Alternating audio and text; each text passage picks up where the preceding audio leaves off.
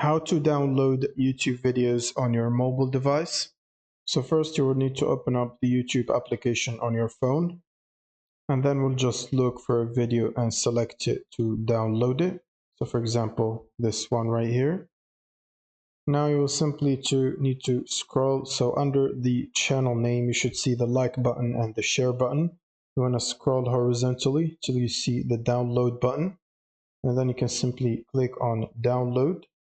And then you want to select the download quality or the video quality. So for normal users, there's low and medium, which is up to 360p. But for premium users, you can download high and full HD, so 720 and 1080p. So I'm going to pick medium, which is the maximum available for normal users. And then you will simply need to press on download and wait for it to download the video.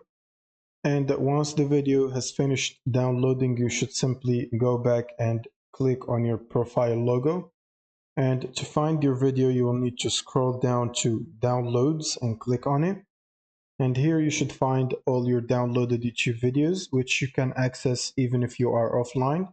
So you will just open the YouTube application and then access the profile and simply click on any of these videos to start watching them offline. And that's pretty much it. Thank you guys for watching and subscribe.